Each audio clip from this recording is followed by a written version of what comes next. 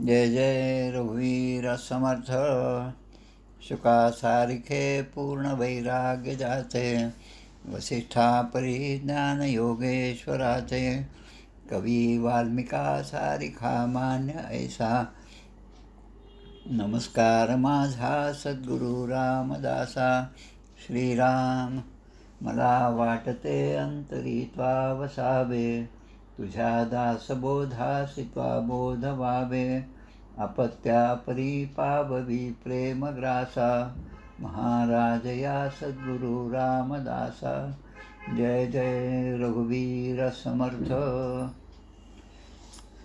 श्रीकृष्ण गोविंद हरे मुरारे, हे नाथ नारायण वासुदेव, प्रद्युम्न दामोदर विश्वनाथ, मुकुंद विष्णुर्भगवन् नमस्ते.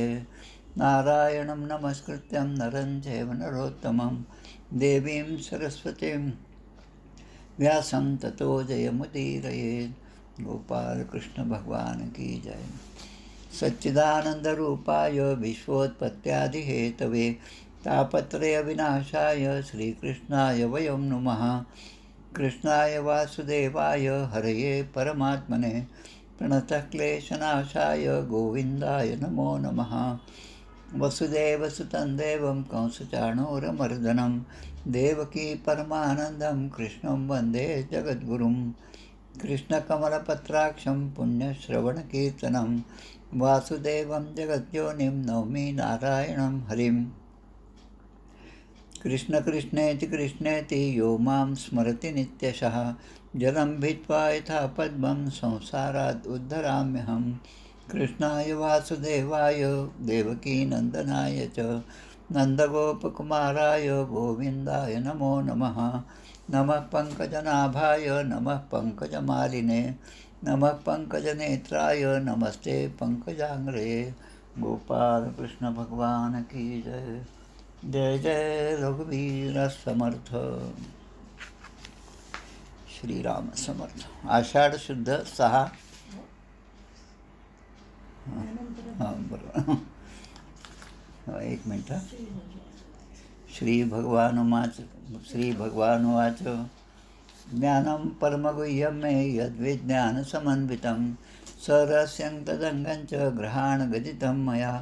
यावानहं यथा भावो यद्रूपगुणकर्मकः, तथैव तत्त्वविज्ञानमस्तु ते मदनुग्रहात्.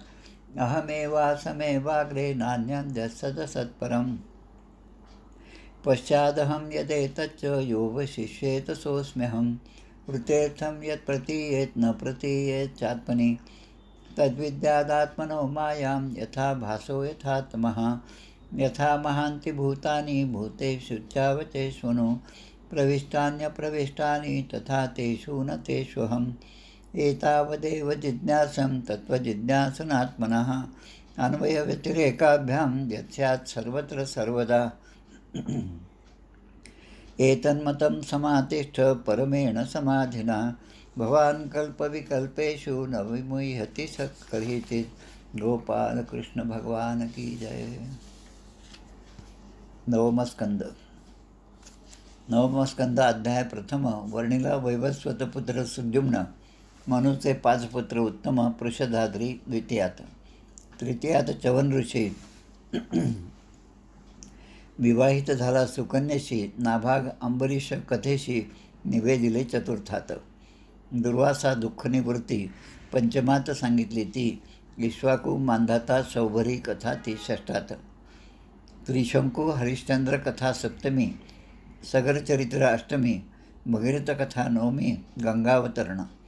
श्रीरामलीला दशमी एकादशी, इक्ष्वाकू वंश वेद द्वादशी, निमिवंश त्रयोदशी, चतुर्दशी चंद्रवंश, ऋचिक जमदग्नी परशुराम, पंचदशी कथा उत्तम, षोडशी क्षत्रिय संहारण वंश विश्वामित्राचा, क्षत्रवृद्ध रजी राजवंश, सप्तदशी कथा सुरस, ययाती चरित्र अष्टादशास, 19 वैराग्य त्याचे. पुरु दुष्यंत भरत कथा, विसोत्तमी निवेदिता, भरतवंश रंती देवकथा 21 अध्यायी. पांचाल कौरव मगध वंश, 22व्यात सुरस, अनुद्रयू तुर्वसु यदुवंश 23व्या माझी. विदर्भवंश वर्णन 24व्यात केले कथन. ऐसा नवमस्कंध पूर्ण पुढे दशम पूर्वार्ध. गोपाल कृष्ण भगवान की जय. आषाढ शुद्ध षष्टी शके 1946 आज. आषाढ शुद्ध द्वितीयेला आपल्या लक्षात असेल जगन्नाथपुरी येथील रथयात्रा जो आहे ती रथयात्रा निघण्याचा तो दिवस आहे. त्या दिवशी जगन्नाथपुरीला स्वतः भगवान श्रीकृष्ण, त्यांचे मोठे बंधू म्हणजे बलराम आणि बहीण सुभद्रा या तिघांची यात्रा त्या दिवशी निघत असते. श्री चैतन्य महाप्रभू यांनी जगन्नाथाष्टक लिहिलेलं आहे. त्या जगन्नाथाष्टकातल्या 8 श्लोकांपैकी एका श्लोकाचं वाचन आपण त्यानिमित्त करूया. श्री चैतन्य महाप्रभू रचित जगन्नाथाष्टकम. कदाचित कालिंदी तटविपिन संगीत करवो मुदाभीरी नारीवदन कमलास्वाद मधुपहा. रमा शंभू ब्रह्मा सुरपती गणेशार्चितपदो जगन्नाथ स्वामी नयनपथगामी भवतु मे. म्हणजे या 8ही श्लोकामध्ये शेवटचं चरण मात्र हेच आहे, जगन्नाथ स्वामी नयनपथगामी भवतु मे. म्हणजे यमुनेच्या तीरावर अरण्यामध्ये रासक्रीडेमध्ये असणारा जी रासक्रीडा संगीतनादयुक्त आहे आणि गोपी रमणी सगळ्या गोपी ज्या आहेत त्यांच्या मुखकमलाचा आनंदाने आस्वाद घेणारा जणू भ्रमरच आहे. तसंच रमा, शंकर, ब्रह्मदेव, इंद्र, गणेश यांनीसुद्धा ज्यांच्या चरणाची पूजा केलेली आहे असा तो जगन्नाथ म्हणजे असा तो भगवान श्रीकृष्ण परमेश्वर माझ्या नयनपथगामी. म्हणजे जसं आपण एखाद्या वस्तूकडे पाहतो आणि ती वस्तू काय आहे ते आपण सांगतो, तेव्हा विज्ञानाच्या दृष्टीने आपल्या डोळ्यातून जे किरण निघतात ते त्या वस्तूपर्यंत जातात आणि ते पुन्हा आपल्याकडे परत येतात, तेव्हा आपल्याला ती वस्तू दिसते. हा विज्ञानाचा नियम आहे. त्याप्रमाणे जगन्नाथ स्वामी नयनपथगामी भवतु मे. भगवान जगन्नाथ स्वामी हे यांच्यापर्यंत माझा नयनपथगामी म्हणजे माझ्या डोळ्याने जे जे दिसतं त्यामध्ये मला प्रत्यक्ष भगवान जगन्नाथाचं दर्शन घडव असं सांगणारं हे जगन्नाथाष्टक आहे. जगन्नाथ स्वामी जे जगन्नाथपुरीचं जो दैवत आहे त्याबद्दलच्या अनेक आख्यायिका आहेत. 2-3 वर्षापूर्वी त्या ठिकाणी जाण्याचा योग आला होता. खूप सुंदर असं ते मंदिर समुद्राच्या काठी आहे. प्रत्यक्ष भगवंतानी जेव्हा अवतार संपवला, लीला केली, तेव्हा तिथल्या एका पुजाऱ्यांच्या स्वप्नामध्ये आलं की आता समुद्रामध्ये काही लिंबाच्या काड्या किंवा लिंबाची लाकडं ही त्या ठिकाणी वाहत येणार आहेत आणि त्या सगळ्या गोळा करून त्यामधून मूर्ती तयार करा. आणि ती मूर्ती तयार करत असताना एका एकांतामध्ये एका खोलीमध्ये बसून ती मूर्तिकाराने तयार करावी आणि दार लावून घ्यायचं आणि बाहेरच्या लोकांनी कोणीही प्रवेश करू नये अशी आज्ञा झाली होती.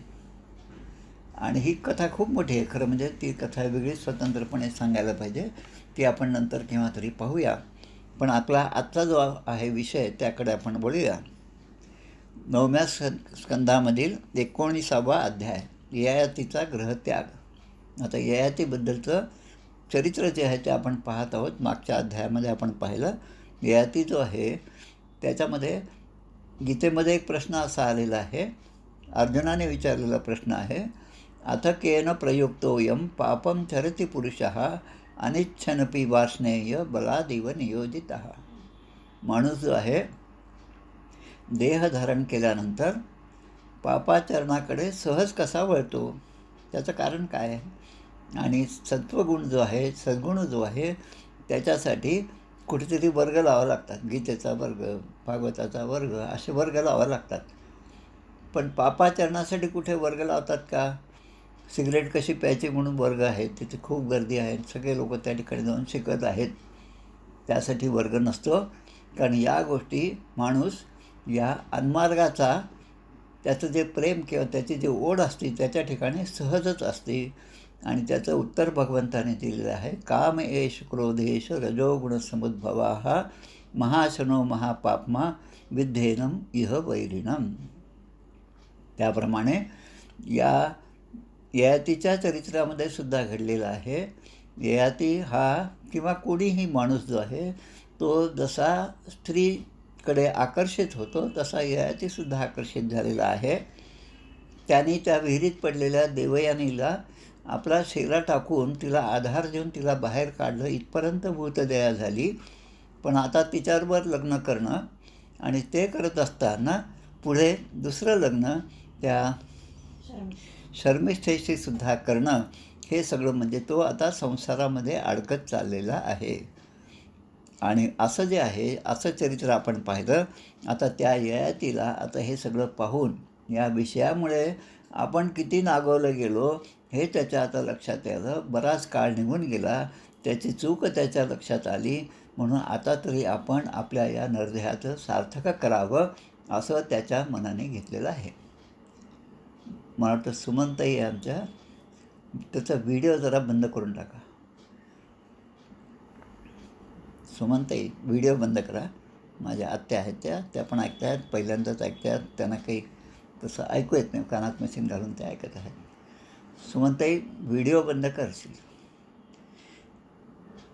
आता या ययातीला एक प्रकारे स्त्रीला वश झाला. देवयानी आणि शर्मिष्ठा अशा दोन त्याच्या पत्नी आहेत. त्यांना वश झाल्यामुळे त्यांचा उपभोग घेता घेता आपण आपलं अधःपतन कसं झालं हे सुद्धा त्याच्या लक्षात आलं नाही. स्त्री कारणे, सांडीला विवेक, स्त्री कारणे अशा समर्थांच्या जवळपास 14 ओव्या ग्रंथराज दासबोधामध्ये आहेत. या स्त्रियांमुळे माणसाचं कसं अधःपतन होतं हे सांगणाऱ्या ओव्या समर्थांनी आपल्याला सांगितलेल्या आहेत. आता शेवटी जेव्हा उपरती झाली तेव्हा ययाती आता विचार करतो की या संसारापासून असं मी सोडून गेलं पाहिजे. दयासी वाटे सुखचे असावे, तेने रघुनाथ भजनी लागावे, स्वजन सकळही त्यागावे दुःख मूळ जे. ययाती आपल्या पत्नीला म्हणजे देवयानीला म्हणतो, शृणु भार्गव्यमुं गाथां मद्विधा चरितां भुवि, धीरा यस्यानुशोचन्ति वने ग्राम निवासिनाः.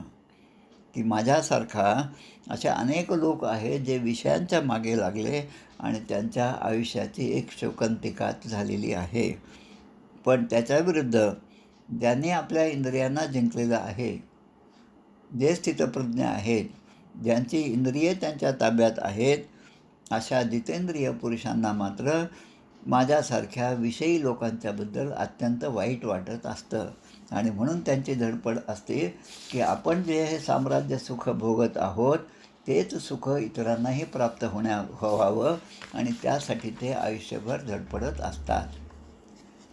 त्याबद्दल एक कथा या ठिकाणी दिलेली आहे श्रीमद भागवतामध्ये. याच अध्यायामध्ये जवळपास 9 श्लोक त्या कथेमध्ये आहेत. आता ती कथा विस्ताराने सांगितली तर ते पुन्हा ययातीचं चरित्र आहे. थोडक्यामध्ये ती कथा अशी आहे, एक बोकड होता. त्याला प्रिय वाटणाऱ्या वस्तूंच्या शोधामध्ये तो जंगलामध्ये गेला आणि फिरता फिरता त्याला असं दिसलं की एक बकरी त्या विहिरीत पडलेली आहे. म्हणजे ययातीला जशी देवयानीची प्राप्ती झाली तीच कथा या बोकडाच्या रूपकाने सांगितलेलं आहे. आता जसं याने त्याला बाहेर काढलं तसं यानेसुद्धा त्या बकरीला बाहेर काढलं. बकरीबरोबर तो रमू लागला आणि असं होतं आता पुन्हा त्याला दुसरी बकरी दिसल्याबरोबर आता हे जे बोकड होतं त्या बकरीबरोबर स्वच्छंदपणे फिरू लागलं. तर पहिली जी बकरी होती तिला वाईट वाटलं. अशी ती कथा सगळी दिलेली आहे. ते सगळं ययातीचं चरित्र आहे. आणि ही कथा ययाती देवयानीला सांगत आहे. आणि तो म्हणतो, ययाती राजा म्हणतो की माझीसुद्धा अशीच दशा झालेली आहे. मी सुद्धा अत्यंत दीन झालो आहे. विषयजनित सुखे सौख्य होणार नाही हे आता माझ्या लक्षात आलेलं आहे. आणि मायेला मोहित झाल्यामुळे मी माझा मार्ग जो आहे, सन्मार्ग जो आहे, हे नरदेहाच्या सार्थकता जी आहे ती सगळी मी विसरून गेलेलो आहे. यत् पृथिव्यां प्रियवं हिरण्यं पशवः स्त्रियाः न दुयन्ति मनः प्रीतिं पुंसः कामहस्तस्य ते. जितके म्हणून पृथ्वीवरच्या वस्तू आहेत ज्या माणूस म्हणजे अन्न म्हणून पोटात घेतो, किंवा एखादं सुवर्ण असेल, सोनं असेल, पशु आहेत, स्त्रिया आहेत, या सगळ्यांचा संपर्क, त्याच्याशी संबंध आल्यानंतर माणूस कधीही संतुष्ट होऊ शकत नाही. हे माझ्या लक्षात आलेलं आहे. उन्हाळ्याचे दिवस आहेत, खूप ऊन आहे, कोल्ड्रिंक पिल्यावर खूप छान वाटतं, इथपर्यंत ठीक आहे. पण कोल्ड्रिंकची एक बाटली जी आहे ती तोंडाला लावल्यावर जो आनंद होतो आणि संपत असताना पुन्हा दुःख होतं, कारण आता कोल्ड्रिंक संपलं. आणि ते पिऊन झाल्यावर काही आपलं समाधान होतं असं नाही, पण पुन्हा आपल्याला असं वाटतं की नाही, अजून काहीतरी एखादी बाटली आपल्याला त्या थंड पेयाची मिळाली पाहिजे. म्हणजे विषय जे आहेत त्यांची तृप्ती कधीही पूर्ण होत नाही. भोगवासना जी आहे ती अधिकाधिक वाढत जाते. या ठिकाणी श्लोक दिला, यदा न कुरुते भावं सर्वभूतेषु मंगलम समदृष्टेस्तदा पुंसः सर्वाः सुखमया दिशः. जो मनुष्य कोणत्याही प्राण्याबद्दल द्वेषभाव ठेवत नाही, म्हणजे प्रत्येकाकडे तो एकाच भावनेने पाहतो. जे जे भेटीजे भूत ते ते मानिजे भगवंत, हा भक्तियोग निश्चित जाणं माझा, ज्ञानेश्वरीमधली ओवी आहे. तो समदर्शी असतो आणि त्याला सगळीकडे तोच भगवंत वेगवेगळ्या रूपाने नटलेला आहे असं त्याला दिसतं. स्वामी विवेकानंदांचं एक कथा आहे, एक प्रसंग आहे. प्रभु मोरे अवगुण चित्त न धरो, समदर्शी है नाम तो हारो, चाहे तो पार करो. स्वामी विवेकानंद नरेंद्र कॉलेजमध्ये असताना त्याच्या मित्रांनी नरेंद्राला एका कोठीवर, एका वेश्येच्या ठिकाणी घेऊन गेले. आणि तिथे गेल्यानंतर जेव्हा त्यांचा प्रवेश तिच्या खोलीमध्ये व्हायचा असतो तेव्हा ते बाकीची मित्रमंडळी बाहेर थांबतात. स्वामीजी आतमध्ये प्रवेश करतात तेव्हा ती आतली जी स्त्री आहे ती हेच गाणं म्हणत असते, प्रभु मोरे अवगुण चित्त न धरो. मी कशी आहे त्याबद्दल लक्ष देऊ नका, कारण माझी ही स्थिती कोणामुळे झाली हे महत्त्वाचं आहे. पण आता मला या संसार सागरातून पार नेण्यासाठी तुमच्यासारखा नावाडी किंवा तुमचं मार्गदर्शन मला मिळालं तरच माझा नरदेह सार्थक होणार आहे. सूरदासांचं हे भजन आहे आणि ते भजन कानावर पडल्याबरोबर स्वामींनी त्या स्त्रीलासुद्धा मातेसमान दर्जा देऊन तिलासुद्धा नमस्कार केलेला आहे. या ठिकाणी एक श्लोक खूप छान दिलेला आहे. या दुस्तेजा दुर्मतीर भीर जीर्यतो या न जीर्यते, ताम तृष्णाम दुःख निवहाम शर्मकापो धृतम त्यजेत. विषयांच्या इच्छा जी आहे त्याबद्दल सांगितलं की विषयांची इच्छाच खरं दुःखाचं कारण आहे. विषय त्याचा विचार माणूस करायला लागला की लगेच त्या विषयांच्या तृप्तीसाठी त्याच्याकडून काहीतरी कार्य होतं, तो काहीतरी धडपड करतो आणि ते मिळवण्यासाठी त्याने केलेली धडपड आणि मग त्यामध्ये जेव्हा अडथळा येतो त्याच्याबद्दलचा राग, त्याच्याबद्दलचा क्रोध, त्याची हिंसा, या सगळ्या गोष्टी त्याच्याकडून घडत जातात. आता जे अज्ञानी लोक आहेत त्यांना मात्र विषयाचा त्याग करता येत नाही. जे ज्ञानी आहेत, ज्यांना सत्य समजलेलं आहे, ज्यांना परब्रह्मतत्वाचा थोडा जरी अंश त्यांच्या ठिकाणी आहे, ते मात्र या विषयाचा धोका लक्षात घेऊन त्यापासून दूरच राहतात. आपलं शरीर म्हातारं होत जातं पण इच्छा मात्र म्हाताऱ्या होत नाही. इच्छा तेवढ्याच तरुण राहतात. म्हणजे शरीर म्हातार झालं, दात नाही, चावता येत नाही, पापड खायची खूप इच्छा आहे, मग त्या मिक्सरमध्ये टाका, बारीक करा आणि मग खा, तीच चव येते, सगळं ठीक आहे. पण हे कधीतरी माणसाचं थांबलं पाहिजे. त्याबरोबर एक श्लोक या ठिकाणी दिलेला आहे, तोच फार महत्त्वाचा आहे. मात्रा स्वस्रा द्वित्रा वा ना विविक्तासनो भवेत, बलवान इंद्रियो ग्रामो विद्वांसमपि कर्षती. आता हा जो 17वा श्लोक आहे 9व्या स्कंदामधला 19व्या अध्यायातला 17वा श्लोक, हा श्लोक असाच्या असाच मनुस्मृतीमध्ये देखील आहे. मनुस्मृतीच्या 2ऱ्या अध्यायामध्ये हा 215वा श्लोक दिलेला आहे. त्यामध्ये संयमाचं महत्त्व सांगितलेलं आहे. म्हणून जे स्वयंभू म्हणून त्यांनी लिहिलेली मनुस्मृती हे सगळं महत्त्व सांगितलेलं आहे. पण मनुस्मृतीच ज्यांनी वाचली नाही, ज्यांना ते कळलेच नाही, त्यांच्याकडून मात्र ती मनुस्मृतीचं काय होतं आपण सगळं पाहतच आहोत. त्यामध्ये ते म्हणतात की आपली आई असेल, आपली बहीण असेल किंवा मुलगी आहे आपली, म्हणजे मात्रा म्हणजे आई, स्वसरा म्हणजे बहीण आणि दुहित्रा म्हणजे मुलगी. आता यांच्याबरोबर माणसाने व्यवहार कसे करावे हे त्यांनी थोडक्यात सांगितलेलं आहे आपल्याला. ते म्हणतात अशा तिघांच्याही बरोबर एकांतात एकाच आसनावर बसू नये. अगदी स्पष्टपणे सांगितलेलं आहे. कारण इंद्रिये इतकी बलवान आहेत की ती जेव्हा केव्हा आपला घात करतील हे सांगता येत नाही. म्हणून नीती जी आहे ती या मनुस्मृतीने आपल्याला शिकवली आणि तो श्लोक या ठिकाणी महर्षी व्यासांनी या अध्यायामध्ये दिलेला आहे. वारंवार विषयाचे सेवन करत असताना या ययाती राजाला 1000 वर्ष झाली आयुष्याची. 1000 वर्ष झाली तरी पण भोगांची लालसा, भोगांची इच्छा, भोग भोगण्यासाठी धडपड ही काही त्याची संपत नव्हती. आणि म्हणून आता मी विषयाचा, या वासनांचा त्याग करत आहे असं त्याने देवयानीला सांगितलं. कारण ते म्हणतात इहलोक आणि परलोकाचे भोग जे आहेत ते भोगसुद्धा मिथ्या आहेत. कारण हे भोग घेण्यासाठी मला हे शरीर प्राप्त झालेलं आहे. हे शरीरच जर मिथ्या असेल तर त्या शरीरापासून जे मी निर्माण केलं, जे मी गोळा केलं, ते मी आणि माझे ह्या सगळ्या मी त्यामध्ये गुरफटलेलो आहे आणि म्हणून मी दुःख भोगत आहे. आपल्या पत्नीला त्याने हे सांगितलं. आणि आत्तापर्यंत जसं आपण चरित्र पाहिलं की यानेच आपल्या मुलाला, पुरूला सांगून सगळ्या 5ही मुलांना सांगितलं तुमचं तारुण्य मला द्या, म्हणजे मला या विषयाचा भोग घेता येईल. शेवटी पुरूने मात्र आपलं तारुण्य दिलं. आता ते तारुण्य पुन्हा परत करण्यासाठी हा तयार झाला.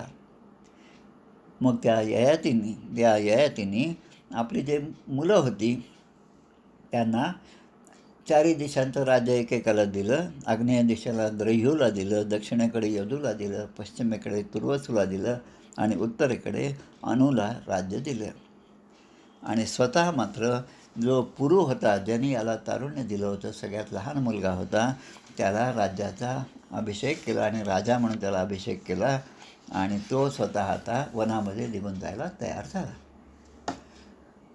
आता पुष्कळ वर्ष त्यांनी विषय भोग घेतला होता. आता इथे एक उदाहरण दिलं आहे. क्षणेन ममुचे नीडम जात पक्ष इवत विजाहा. नीड म्हणजे घरटं. घरट्यामध्ये अंड्यामधलं जे मूल असतं ते जेव्हा अंड फुटतं तेव्हा त्या मुलाचा खरा जन्म होतो आणि काही वेळ त्याची आई, त्याचे वडील ते त्या ठिकाणी आणून त्याला चोचीने दाणे वगैरे देत असतात, त्याचं भरणपोषण करतात. आता हाच मुलगा जेव्हा मोठा होतो, हाच पक्षी जेव्हा मोठा होतो, तेव्हा तो एके दिवशी त्याला पंख फुटल्याबरोबर तो त्या पंखाच्या भरोश्यावर ते घरटं सोडून निघून जातो. एका क्षणात तो जसा सगळ्यांचा त्याग करतो तसा आता मी त्याग करणार आहे. दयास वाटे सुखाचे असावे, तेने रघुनाथ भजनी लागावे. आता ययातीने मात्र सर्व आसक्तीपासून आपली स्वतःची सुटका करून घेतली आणि लेभे गतिम भागवतीम प्रतीत हा. भगवंताच्या भक्तांना प्राप्त होणारी दिव्य गती या ययाती राजांनी प्राप्त केली आणि वासुदेवांच्या ठिकाणी एकरूप होऊन त्याने देहाचं सार्थक केलेलं आहे. आता देवयानी ही जी आत्तापर्यंत ही कथा ऐकत होती ती असं म्हणते की मलासुद्धा माझ्या पतीने आता हा मार्ग दाखवलेला आहे आणि त्यामुळे मी सुद्धा आता माझ्या देहाचं सार्थक करणार. एखाद्या पोईवर जसं तहान लागलेली माणसं एकत्र येतात आणि तसे ईश्वराच्या अधीन असणारे, ईश्वराचं तत्त्व जाणणारे सगळे एकत्र येतात. त्या एका सत्संगाच्या निमित्ताने एकत्र येतात, एखाद्या सद्गुरूंच्या प्रवचनाच्या निमित्ताने एकत्र येतात आणि तिथला आनंद घेतात आणि मग त्यांच्या लक्षात येतं की आत्तापर्यंत आपण जे काही आयुष्य घालवलेलं आहे ते सगळं व्यर्थ होतं.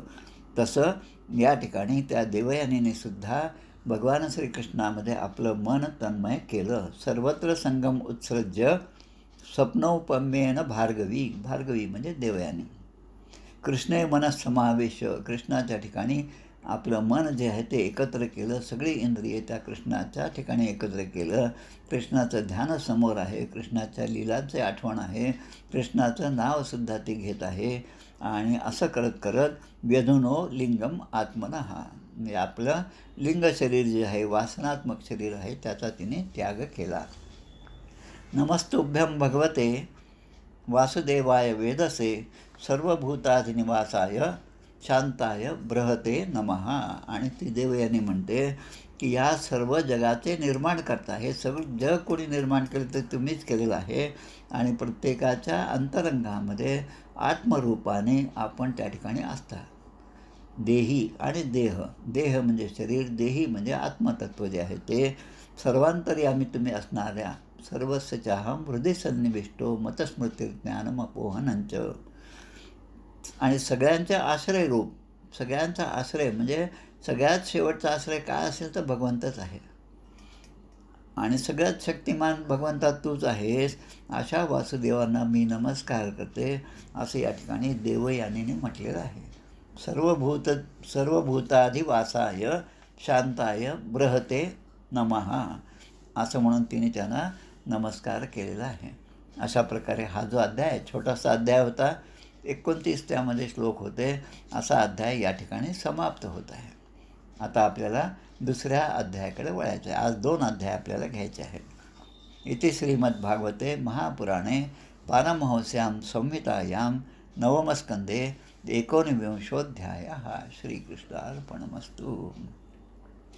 श्रीकृष्ण गोविंद हरे मुरारे, हे नाथ नारायण वासुदेव, प्रद्युम्न दामोदर विश्वनाथ, मुकुंद विष्णोर्भगवन् नमस्ते. हरे राम राम राम हरे हरे, हरे कृष्ण कृष्ण कृष्ण हरे हरे. गोपाल कृष्ण भगवान की जय. श्री कृष्ण